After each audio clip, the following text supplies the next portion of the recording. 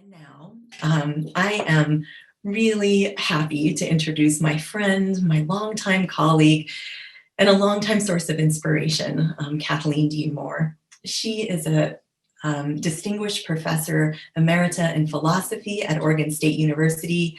And one of the many incredible things that she did while she was at Oregon State was to be the founding director of Spring Creek Project. Earth's Wild Music is her 14th book in really a wild assortment of genres, from a book on the ethics of the presidential pardon to logic textbooks, nature essay collections, a novel, and now climate change and extinction activism. And she tells me that she has half of a young adult novel sitting in the bottom drawer of her desk. So maybe we'll ask her about that later this evening. Kathy and her husband Frank have raised two beautiful and very beloved children, Erin, who's an environmental architect at the University of Oregon, and Jonathan, who is an aquatic ecologist at Simon Fraser University in British Columbia. They have three grandchildren, and they live in Corvallis during the summers and at a small cabin where two creeks and a bear trail meet, a tidal cove in Southeast Alaska, a place that many of you are probably familiar with through Kathy's books. And so with that, I'm going to invite Kathy to join us on screen here from Corvallis. So hi, Kathy. Hi, Carly. Thank you very, very much. You're welcome.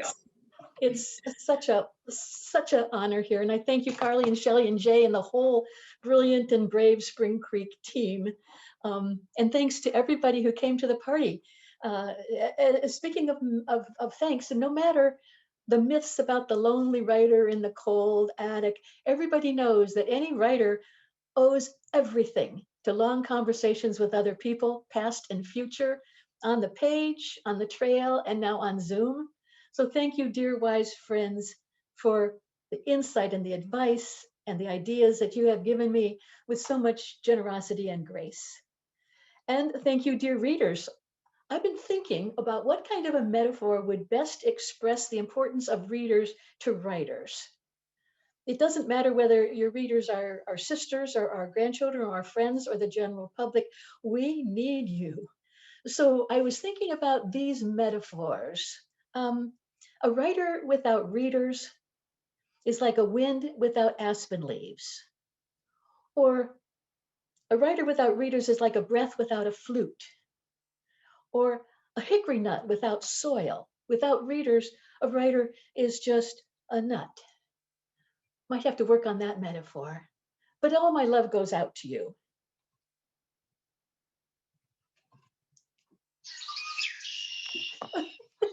That's the red-winged blackbird call, as you recognize.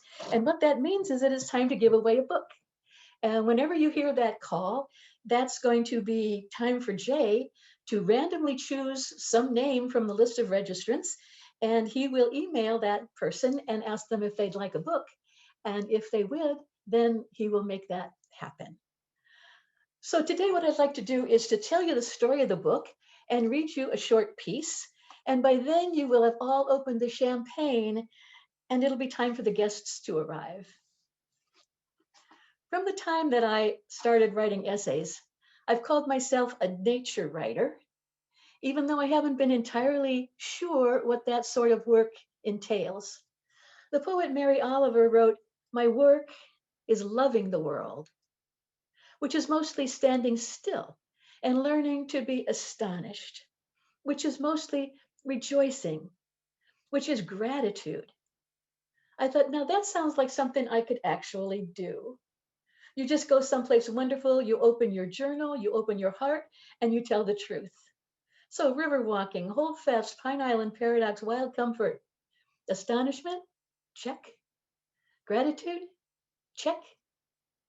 But then as time unscrolled, loving the world got complicated. Because while I was celebrating the natural world, it was slipping away. Nope, that's wrong. It was not slipping away. It was being destroyed. You and I were born into a world that was packed with life and beauty. In the 50 years that I have been writing about nature, the number of individual plants and animals has been reduced by 40%.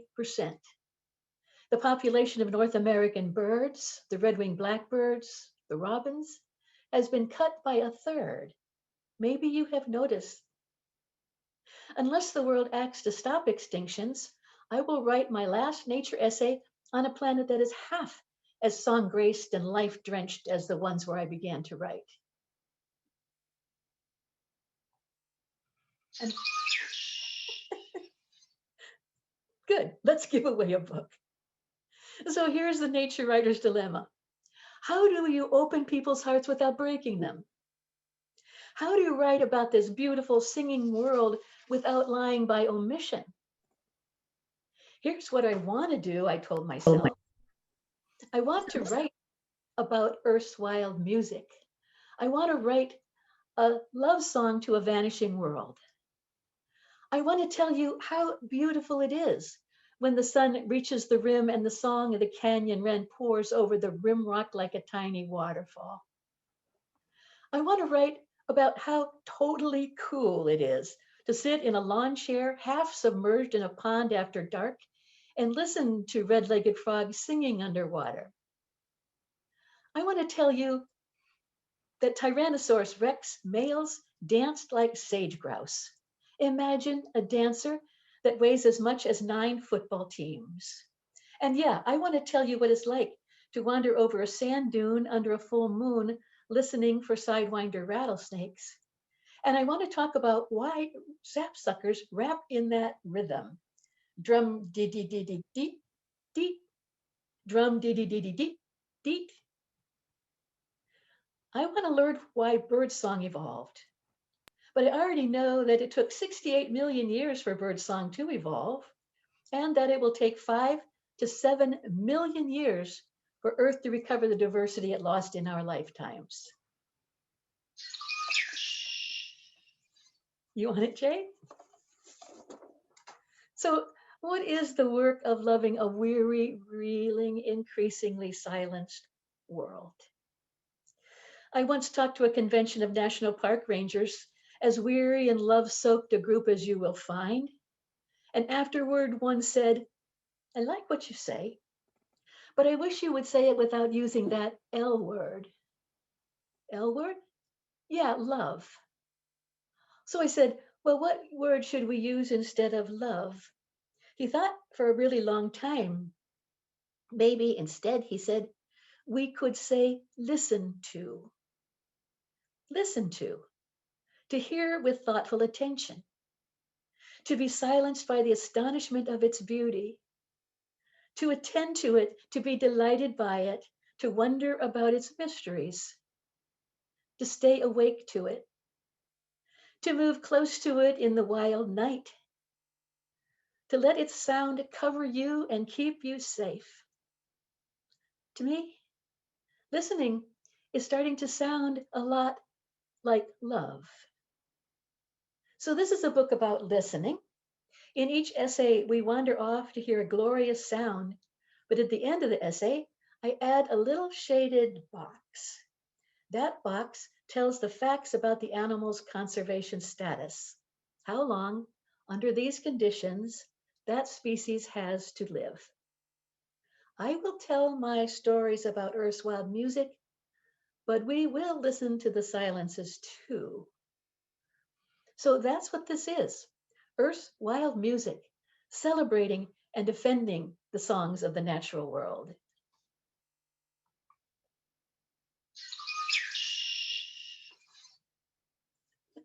I love thinking about you people getting your books. What I'd like to do then is read to you about sapsuckers, just a little short excerpt from the essay in Earth's Wild Music that's called The Love Child of Father Time and Mother Earth. Yesterday was the longest day of the year. At our Alaska cabin, the sun shone for 18 hours and 16 minutes. The steady increase in light building up to that splendid achievement made me just plain happy. I was even happy when a sapsucker pounded on our metal roof at 3:51 a.m., 1 minute after sunrise. The drum beat was sharp and insistent. What good luck it was for him to find the drum head of our metal roof to amplify sound far out of proportion to the scrawny little bird. It must be powerfully rewarding for something so small to make a sound so large. It hadn't occurred to me that our cabin was designed in the long traditions of drums, but of course it is. From now on, I'll call the cabin the drum. Beside me in bed, listening to the sapsucker, my husband said, "It's amazing that the little guy doesn't give himself a concussion." And it's true that when I've watched him, gripping the sill with gangly claws, propping himself on his tail, hunching over the roof, banging away with his beak as if he were typing some manifesto of birdness that's important enough to save the world, I have wondered. "Its beak is uneven," Frank said. Understand that Frank sleeps with a sleeve of a black sweatshirt across his eyes to keep out the light. So the voice discoursing on sapsuckers came from a big biologist lying on his back, looking like the Lone Ranger. "The top bill is longer and not so strongly connected to the skull," he said. "The lower one is heavier. It sends the vibrations down away from his brain.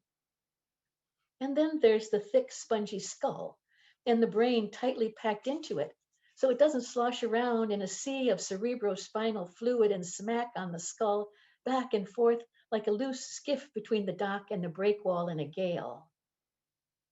"Also," Frank said. I rolled over to face him. "Why do you think the sapsucker taps that rhythm?" He pulled the sleeve off his face. "Brum diddy diddy dee dee." He paused for a long time and then he did it again. "Brum diddy diddy dee dee." 4 o'clock in the morning, and this man was lying with his eyes closed, doing an adequate imitation of a woodpecker. So the pounding creates heat energy, right? Like nails get hot when they're pounded. It's a bad fever when your brain heats up. So the sapsucker has to count time between riffs to let his brain cool down. Frank plummeted back to sleep, but I lay sort of dazed and dozing, dreaming of Father Time and Mother Nature biting and kissing as they rolled down the beach. The fierce battle between the forces of destruction and the forces of creation. Father Time had a tangled beard and a dirty white robe, but somehow he had lost his shepherd's crook, and she wore nothing at all, a hefty, ripe old woman. Oh, they love each other, and they hate each other, and they need each other. Father Time, the agent of crumble and disruption, endless depletion, mass dying, selective dying, a force hungry enough to eat mountains. Mother Nature, inevitable creation and imaginative flowering, endless giving. She tries that, or better, this. Maybe a twist in the tune or another color in the mustache. Maybe red this time. Through millions of years of no-holds-barred evolution, they wrestle and scold and make wild love. Together, they create new life forms ongoing. And somehow, they figured out the sapsucker. Who would have thought? So the essay goes on, and I won't go on now, but I will say that at the end of the essay, here comes that little shaded box I was telling you about. It says, numbers of red-breasted sapsuckers are declining slowly as Northwest forests are repeatedly cut. If average global temperature rises by 1.5 degrees centigrade, the sapsuckers will gain 18% of their range as the birds move north and maintain 34%, but lose 66% as spring nesting seasons become too hot for the birds.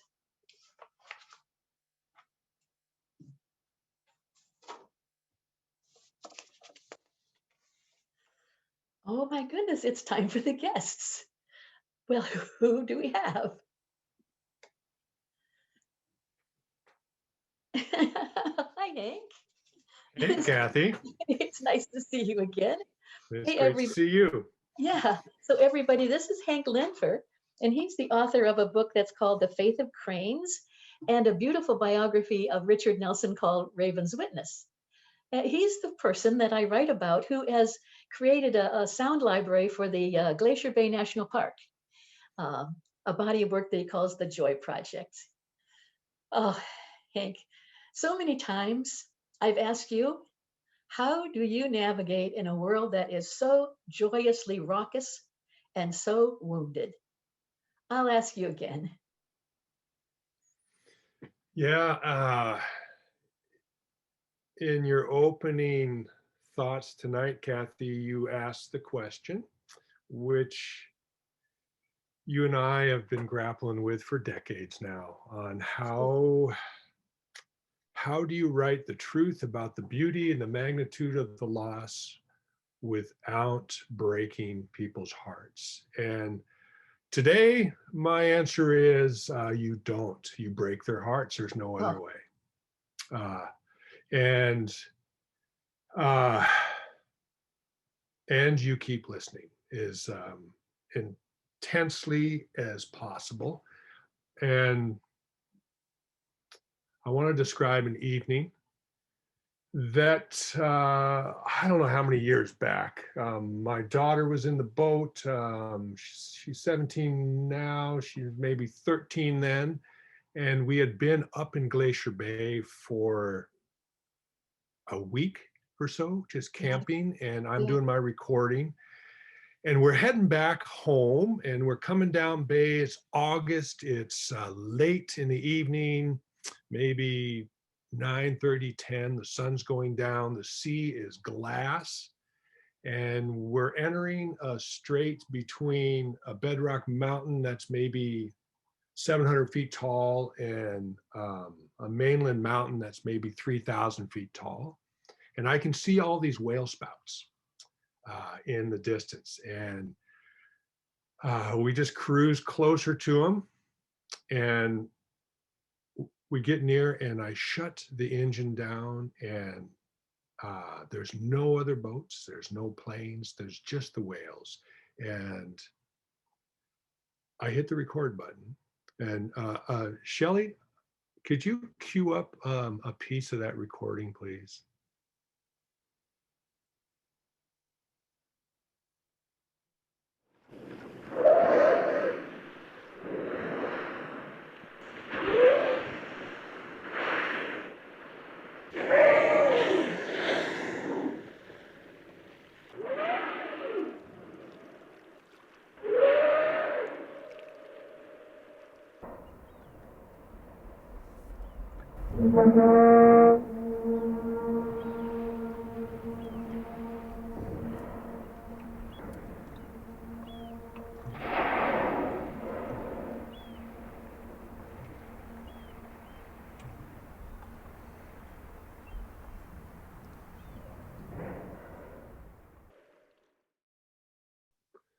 So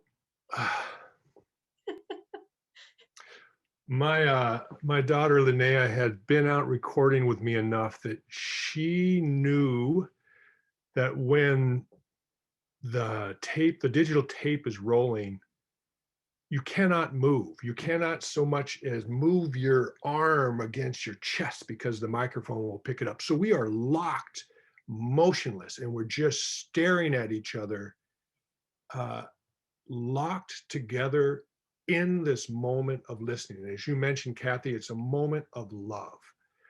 And it's just a moment that will always be with me. And I know of no greater antidote to grief than the purity of that love. And for those beautiful, splendid minutes, I was not thinking about the diminishment of those great creatures. And that is the balance. We have to let our hearts open and break to the magnitude of what is being destroyed. And we have to keep opening our hearts to the beauty that's all around us. And Thank you for that. Wow. Yeah. Yeah, you know, I want to bring on open the door to another guest, and in fact, an old friend of yours, and that's Libby Roderick. And Libby is a folk singer and a songwriter. You know her song, How Could Anyone? Her music is the soundtrack of my writing. She's a ferocious Alaskan activist for everything beautiful and just. And her music, it goes straight into this dilemma of the world's grief-stricken lover. Hi, Libby. Hi. I'm Hi, so Ray. glad you're here. Hi. So I'm told that you have a brand new song and that you wrote it after January 6th, right? And can you Wrote tell us? it. Wow, I wrote it after a conversation with Kathleen Dean Moore. I don't know if any of you know her, but we had a conversation and it sparked something in my brain. It was about the same topic, right? How do we all deal with all of this? And I went out walking on a frozen lake nearby and this surfaced. And it refers back to something I'm sure many of you have heard, a story or a comment by a Japanese, I think it was a philosopher, samurai, 17th century poet, who said something like, "My barn has burned down, now I can see the moon." So, in response to this question of how do we go forward in the midst of all of this, this is the song that came. It's called When Your House Burns Down. When your house burns down, you can see the moon hanging boldly in the sky. When the moon sinks down below the horizon, the sun begins to rise. There is joy to be found in this wounded world, sometimes deep inside the pain. When your house burns down, you can see the moon, let us sing in praise again. Hallelujah, this world is beautiful, even as it breaks your heart and cuts right through you. Draw it close to you. Let the beauty heal the scar. When your house burns down, you can see the moon hanging boldly in the sky.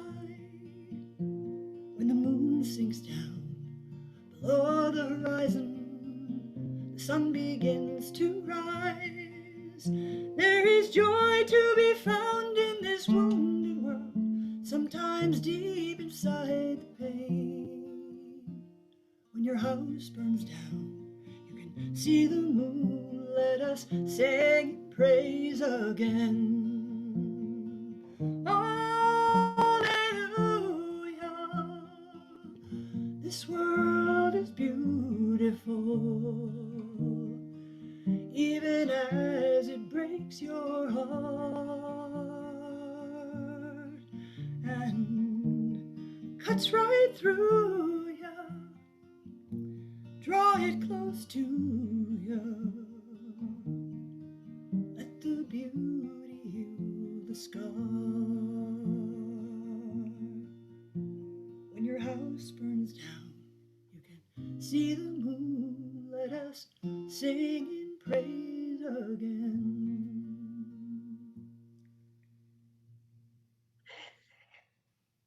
Thank you, Libby.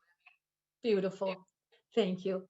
You know, Libby once told me that she wasn't able to sleep at night because every time she tried to go to sleep, she realized that her work wasn't yet done.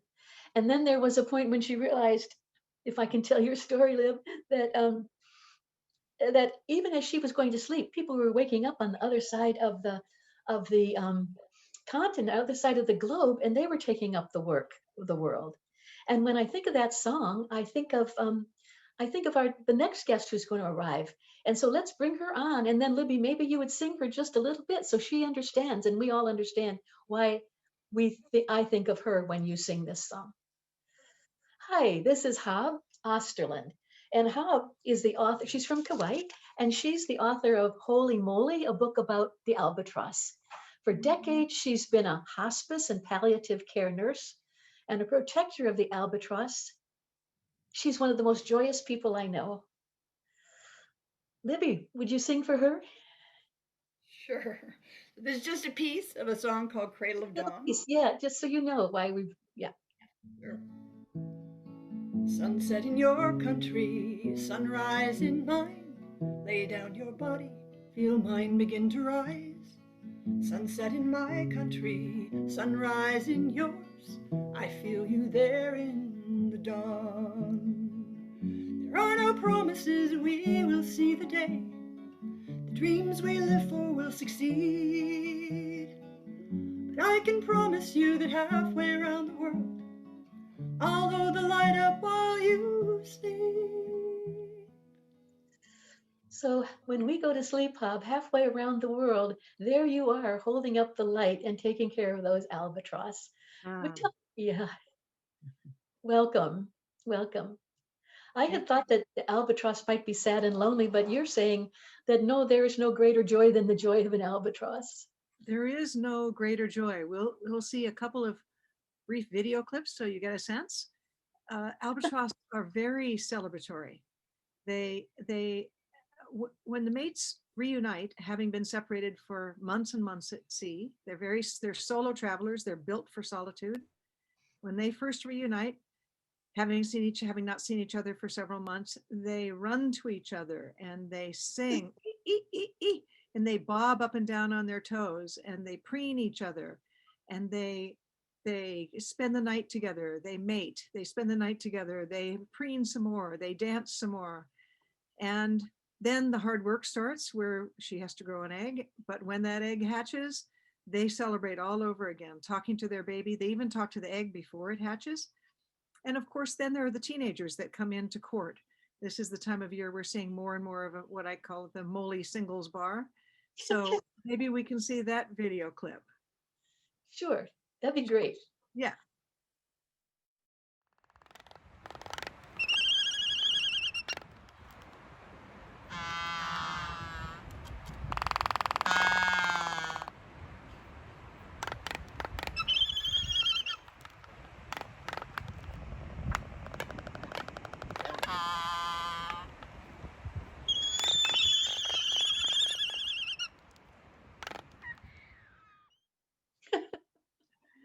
The albatross, or Moli as they're known in Hawaiian, the lace and albatross, have lots of different dance moves. As you've seen some of them, the sky moo, and one very attractive move called the armpit sniff. And they they whinny, they moo, they parry, they shake their heads, they reach for the sky, and all of those moves are imitating something they do in their lives. So it's very much like a hula here in Hawaii. Hula describes with motion and music something that's happening in nature often, or something that's happening in a person's life. And so they demonstrate what great mates they would be, because look at all these things they can do. That's wonderful. Those aren't necessarily pairs that'll get together. They're not even necessarily male female. Sometimes they dance in groups of 4, 5, 6. They just have a great time. Wonderful. Can we see the baby? Yeah, so let's see the baby. So just to give you just a moment of backdrop on this story, the mom was there when the chick hatched. The dad has just come home and met his chick for the first time. They've joyously greeted each other. Then she's been with that baby herself for a couple of weeks fasting, so she needs to leave. So she goes to the bluff to leave, and then she changes her mind and comes back. She can't really quite leave yet, her mate and her baby. Nice. Yeah.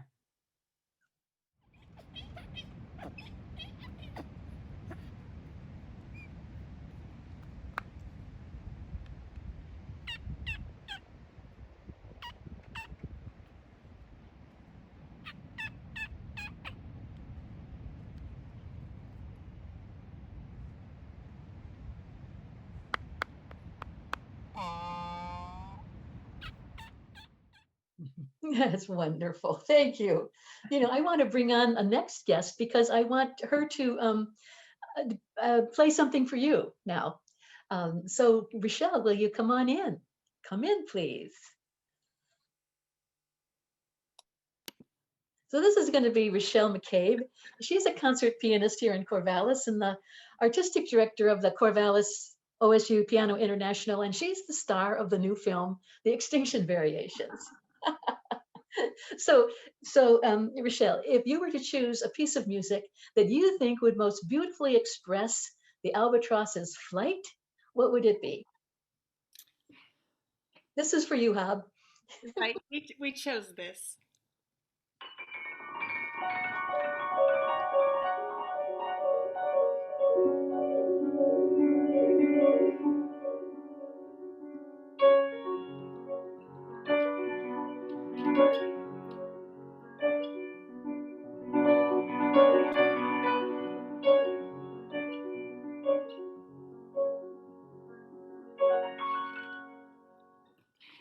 That's a piece by Jean Sibelius, a Scandinavian composer.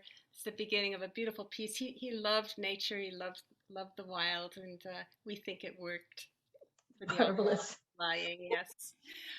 Yeah, Kathy, I just want to take a second right now and congratulate you. I mean, this is just so exciting, your new book, and I am so thankful for the years of our collaborations together. I feel very lucky, And back to you, my dear Rachelle. and you know, when we choose a piece of music, I always hope it's really the right fit and that it will speak to people, to our listeners, in an emotional way. What is it about music? Why does music go straight into our hearts? I mean, what is that? Can you talk about how that happens? This is a big question. I think music does speak directly to our emotions. We don't have to think about it. We just feel it. We don't have to interpret it or have an image or any words. It just can go straight to our hearts because we can just feel. Yeah. Show us, give us a little demonstration. Well, I think it's essentially human. What we're talking about is a human thing, and I often think about music living somewhere between nature and our imaginations. It kind of works in that mysterious realm. And I thought maybe for a second I'd mention, if we go out into nature and we listen to beautiful sounds, you know, sounds of animals sending signals back and forth, or the bird call, which we love to call a bird song, and I'm completely for that. We are listening with our human ears, right? And we're projecting our own standards of what's beautiful or what's sad onto that experience. Well, the same, it's an emotional experience then. We're listening to the combination of notes that these animals are producing. So the same as when we play the music that we're creating. And if I just play a single note on the piano, a single middle C, that's not going to cause much of a response in you, probably not. It needs something else. We need, if we add another note, a minor seventh that is, we start to feel something. Because there's a relationship now between two notes. And Leonard Bernstein knew this. This is the example of something he knew that it was a warm interval. It feels warm when he did In Somewhere.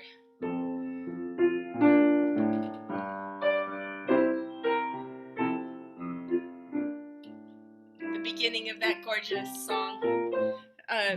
You know, it's a beautiful warm interval, and so yeah, that's an example of. You know, maybe you could tell us very quickly about the augmented fourth, and then we could hear it in a little piece of music, and then we could hear it in nature. We could just go right straight from one to the other.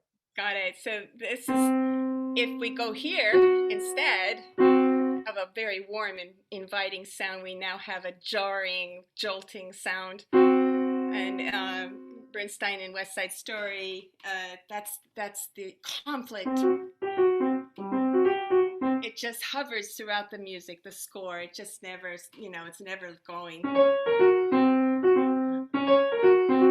You know, it's threatening all the time. But in the song Maria, Bernstein does something pretty magical. Yes, we get the first two notes, but then immediately he resolves it somewhere beautiful.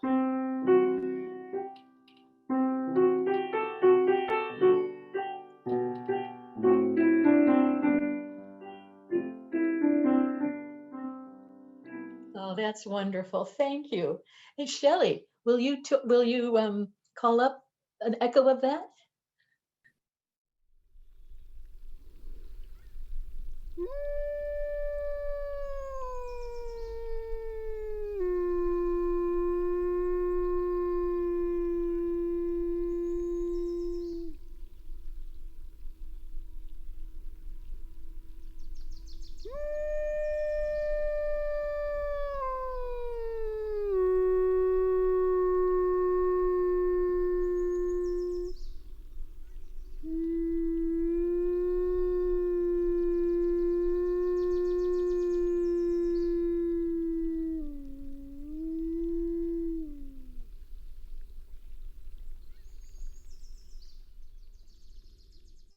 Oh, thank you. Thank you so much for coming to the party, you guys. I'd love to party with you all night. That's just great.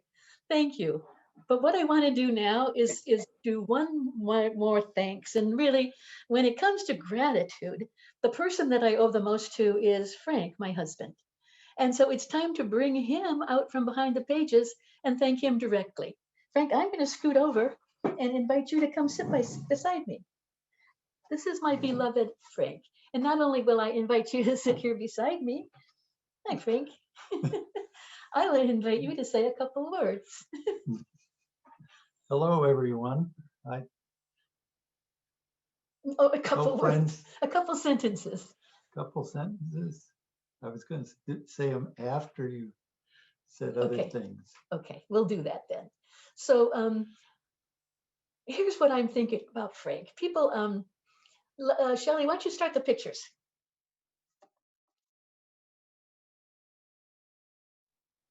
Yeah.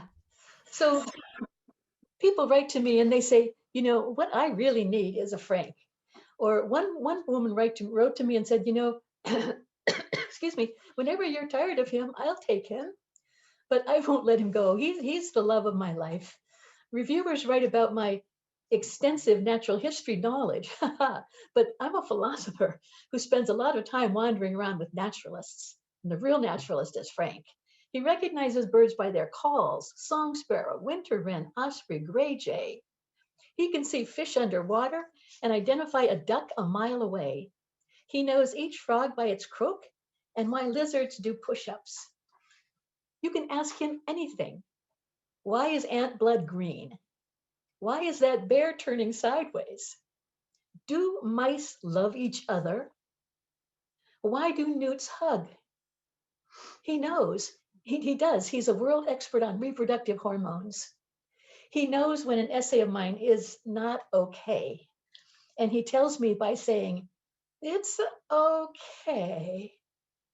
Readers wonder how I get to all the places I write about, and that is all Frank. He rows the drift boat. He steers the canoe. He drives the fishing boat. Once he drove it backward full speed to keep from putting us in the middle of feeding whales. He builds the cabin. He strings the rain tarp tight as a sail. He holds the children. Oh, how powerfully he loves them. He holds me. He steadies me when I'm uprooted, and he finds the trail when I'm lost. The only thing Frank doesn't do is speak in public. Too bad. What So, would you like to say? yeah, okay. Thank you for those kind words. That's very nice. Welcome. I appreciate it. My support, I enjoy supporting your work, your writing, all the things you do, in part because I'm one of your biggest fans. And I also want to say that, as you know, most of my support is because I'm just trying to do my share of our sharing relationship. Nice. We have a good life. We have a very good life. That's really sweet. I say a toast. I say a toast to Frank. Who would like to be first?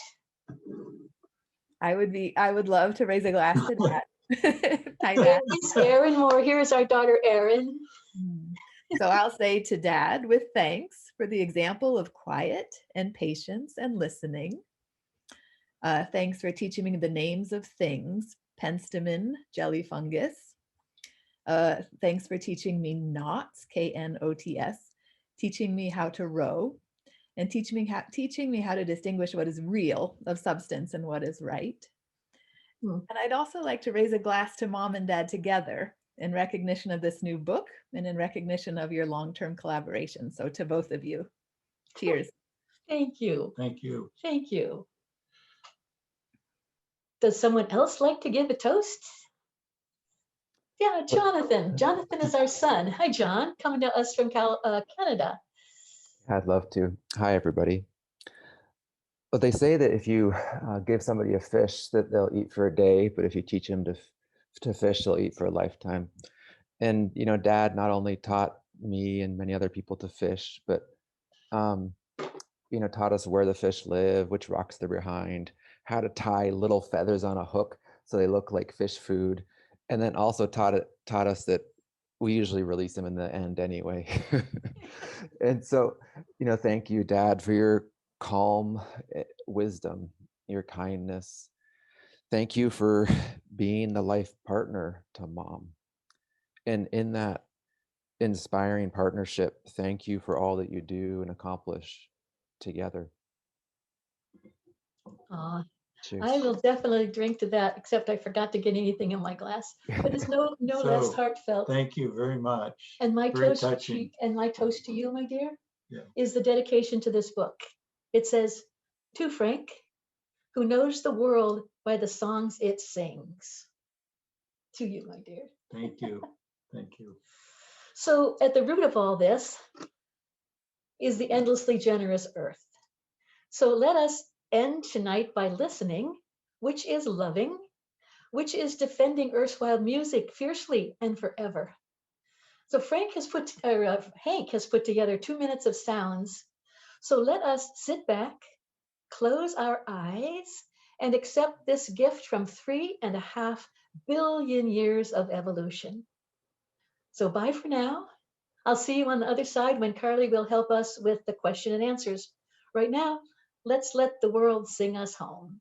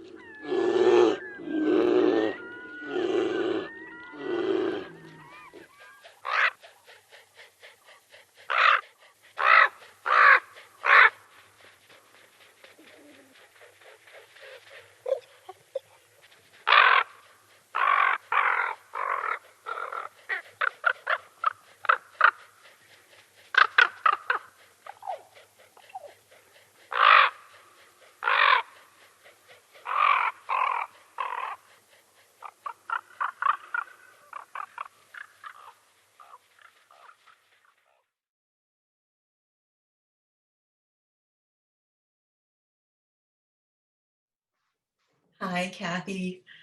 Hey, Carly. Thank you so much. How fun to see everyone. I felt like they were here with me, like we were all together in a house. So I really appreciate you bringing so many wonderful people and that toast with your family. Thank you. Kathy, so I'd like to invite everyone who is in the audience with us tonight to use the Q&A feature at the bottom of your screen to submit questions, and we're going to be looking at those and asking as many as we can while we're in conversation with Kathy for the next few minutes. And as those are coming in, Kathy, I'd just like to start by asking you, how did this book come about? How did you turn your attention to wild music? I found myself writing all along about music. And it's because it is such a symbol of well-being. You know, when the birds are singing, everything is okay. The miners know that. It's when the canary stops singing that you have to run for your life. And when we're out and we're listening, and there's a sense of well-being. So a lot of the work that I did to write about what gave me joy in the wilds was about music. And then, of course, I had these extraordinary friends who've introduced me to music in every way. I can't thank them enough. And so I found that I had questions I wanted to ask about the music and things I wanted to think about. And of course, that's always the beginning of a book, isn't it? Is when there's something I really want to think about. And you do have extraordinary friends to think about that with. It was fun to meet some of them tonight. Carol says thank you so much, and is wondering about the details of the artwork on your book. She says that it has such an inviting cover, and I see you looking around for it. Did you look to see the name of the writer or the artist? I know that the Counterpoint people commissioned this work. They commissioned it from a woman whose name is Hannah Singh. I don't know her, but I do love what she did with the blackbirds. I said, I don't care really what the cover is like, but I wanted to have blackbirds, red-winged blackbirds, because they sing so beautifully. They do, and how wonderful to hear the red-winged blackbird singing with us this evening as we're gathered. Kathy, it's so clear that you have such a deep love for all of the animals that you're writing about, and so many more. And that love, like you talked about with Hank and with others tonight, is accompanied by heartbreak. Do you have much hope that some of these species, or many of these species, can be saved? What do you mean by hope? It's the philosopher's question, right? We never answer a question. We always ask, well, what do you mean by the question? Yeah.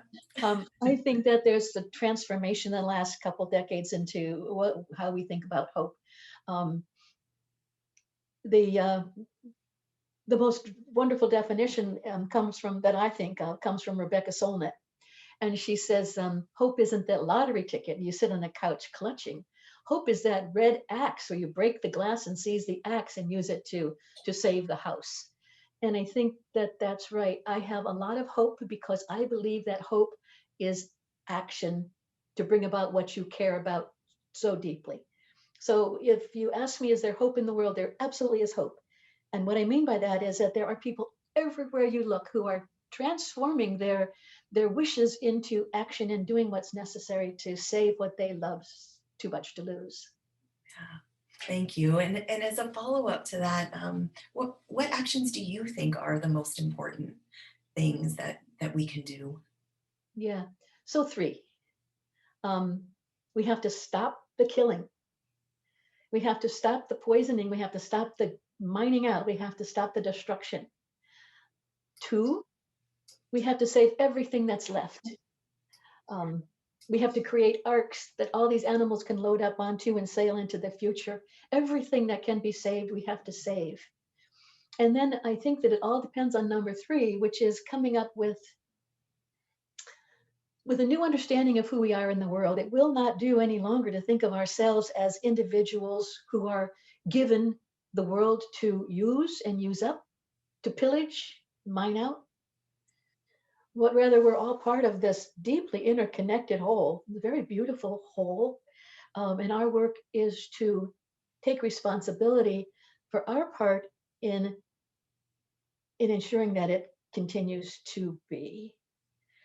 I could get real particular. I've written, for example, in Great Tide Rising, I've written the Oath for the Animals, where it's kind of a pledge we all take. But I've given up the notion pretty much of individual action. And when people say to me, what's the most important thing that one person can do? I have come to start saying, stop being one person. None of us can do this alone, but we can do it together. So the most important thing that I think a person does who wants to get involved is pick up the phone, call your friend, say, what are we going to do about this? And who are we going to do it with?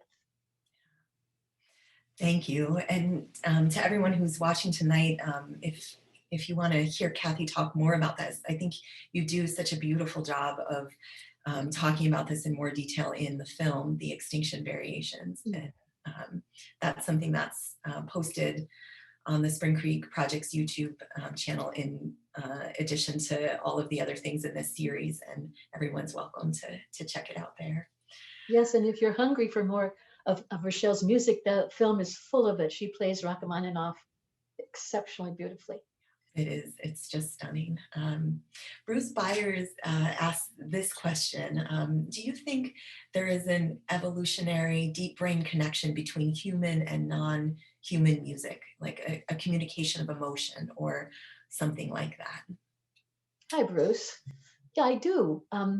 Gordon Hempton, who's an acoustic ecologist, says that it's no accident that human hearing is tuned to hear most acutely at the range of bird song. And he says that he thinks that's because as we were evolving, the birds were signaling to us. You could tell by listening to the birds if there was danger. You could tell where there was water. You could tell if everything was okay.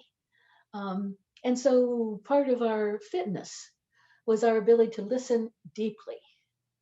Part of our ability to survive and pass along our genes to our offspring depended on the acuteness and the respect of our listening. So I do think that we have evolved this connection to song, to the natural songs, because they communicate very clearly to us. Thank you. It sure feels that way. We have another question from Nicole Brown, who says the book is absolutely incredible and that they just finished reading it, and is wondering if you can talk a little bit more about the structure of the book in terms of movements of tremble, weep, awaken, and singing out. Yeah, let's see. The book is structured in 4 parts, as you just said. I'm trying to find them here, get them exactly right. And then within each part, there is a progression as well. So the first part is about tremble, and it's about the kind of the resonance that we feel with music, which is a kind of trembling, isn't it? Music is a vibration. It's a kind of trembling that we also can pick up. Weep as we learn about the damage and the danger to the animals. Awaken, part 3, to the necessity of action, to the absolute moral requirement that we act in defense of this song. And then finally sing out. That this is our job, is to tell the truth about what's happening to the animals and to tell the truth about how extraordinary they are. You know, I was telling my neighbor across the street that I was writing this book about the extinction of Earth's wild music. And she said, wait, is that a thing? Which I think is a really good question, which tells me that part of our work is to say, yeah, this is actually a thing. Thank you for making it your thing. So we're asking that question. We have time for maybe just 1 or 2 more questions, though there is so much gratitude coming through the Q&A and for the chat. And so everyone will make sure to pass all of that along to Kathy so that she can spend some time with it when we're not in this virtual setting. But Amy Coolinger says, also thank you for the book and for the series of short films, which she says are such a joy. And she's wondering if there's a specific Earth critter song that especially moves you. That would have to be the meadowlark. That would have to be that song. It translates sleep loody loody jovie, sleep loody loody jovie, with that kind of sleep loody. Once I heard a meadowlark sing sleep Judy Francine so clearly that I had to go look up, Google Judy Francine, and I was sorry to find out that she had passed away. But how lovely to have a meadowlark sing her on her way. Yes. They are glorious. Out in the meadow, there's nothing more beautiful. And actually, there are very few birds that are as in peril because they need the big, wide, uncut, open meadows. And those also are needed desperately by the fracking rigs and the ranchers. And perhaps that's a nice segue into what are you working on next? What writing can folks be looking for, and what other projects? Maybe this might be a chance for you to talk a little bit too about these videos that we've been collaborating on for this book. Right, we're halfway through releasing those videos. These are the animal interludes, and each one has, as Carly had said, is maybe a 4 or 5 minute recording where a beloved writer, whom many of who will be familiar to you, and a wonderful musician come together to play about a single animal, about the wolf, about the common murre, about the black-spotted croaker, about the spadefoot toad. And Carly and Shelley can tell you exactly how to find them. But I hope that you will, because I think that, if there's any time when we all need 5 minutes of pure joy, it would be now. I have 2 books ready to come out this spring. One is called Take Heart, Encouragement for Earth's Weary Lovers. That is a collaboration with an artist from Canada, and he makes very whimsical drawings. So it's a very short book with 20 very short essays, each of them designed to lift up people and to give them courage to keep going on in this struggle, even though we've been doing it for lots of years and we are tired. And then finally coming out in April is a book with OSU Press I'm very excited about. It's called Bearing Witness, the Human Rights Case Against Fracking and Climate Change. And with my colleague, Tom Kearns, and with the collaboration of the Spring Creek Project, it tells the story of the trial before an international human rights court of fracking, which determined that it is a massive violation of human rights. So as you can see, I come along from a lot of different directions, but it's all about the same thing, which is how do we live in such a way that we can live on this earth beautifully and respectfully and gratefully for a very long time. Well, I am so grateful that you are writing so prolifically and continue to do so. And I am sure that if we were in a room with you now, there would be a line out the door for people asking for you to sign books. And I really hope we won't be doing that this spring, but perhaps the next book that comes out, I hope that we can be together in person again. And I just want to thank all of you who attended this evening. We are so grateful that you are spending the evening with us. We are going to put the link one more time in chat to Grassroots Books and Music. And like I mentioned before, they are happy to ship books for free for purchases over $30. And so that will be there. And Kathy, thank you so much. And thanks to all of you who are behind the scenes tonight. Can we bring them out just one more time? Can everybody click on their video so that we can see you and thank you?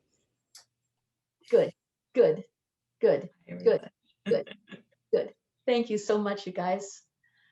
I love you. Be well. Take good care. Thanks, everyone. Good night.